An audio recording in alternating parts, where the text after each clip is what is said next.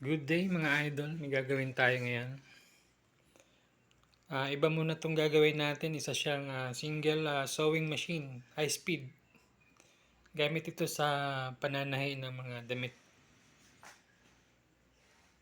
Bali problema nito ayaw siya umikot, yung motor niya ugong lang. Testing natin saksak natin.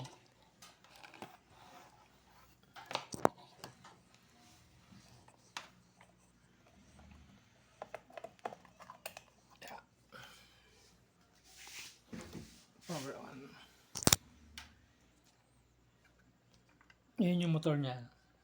Pag inon siya, ayun, ugong lang. Patayin natin agad. Ayun stuck up. So, bubuksan natin to. Alamin natin kung mahigpit yung i-bushing niya at saka ihi niya or baka kapastor lang problema. Buksan lang natin dito muna.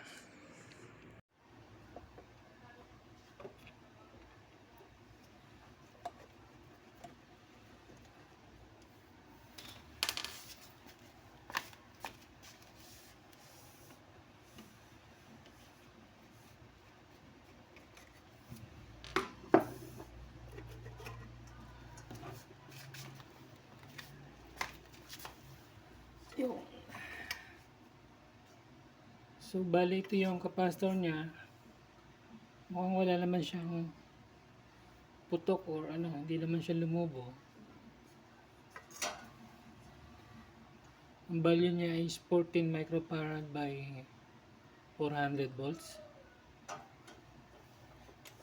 Check natin yung ihi niya at sa yung bearing mo, okay pa naman, wala siyang alog. So try lang muna natin yung kapastor ang palitan. Now pagka hindi pa rin siya umikot, possible motor yung may problema.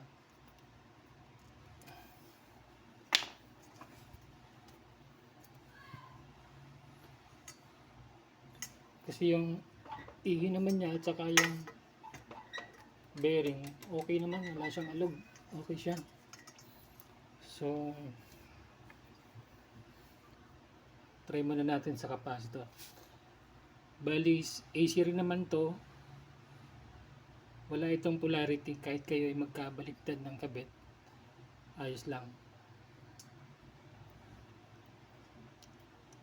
Same value nga pala yung ating ipapalit na kapasitor. 14 microfarad by 400 volts AC.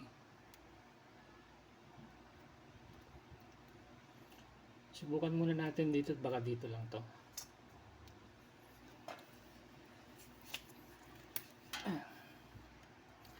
Natin ang tape. Baka mag-short. So mamaya na natin ito isasarado. Paandarin muna natin. Testing natin kung mag-o-okay na siya. Kung ito lang kapasitor ang ating ilalagay or papalitan.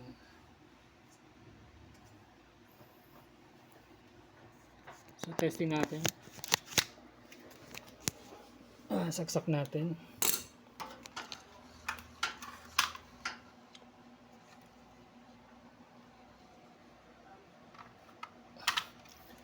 Yan, power on.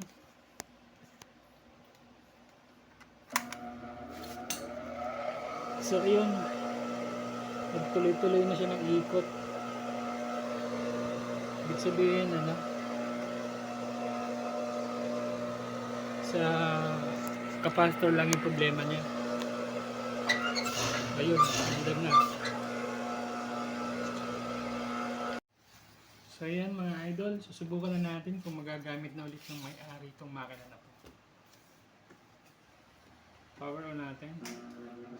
Tingnan natin kung tatahin na siya. Ayun, andar na, maganda na yung andar niya.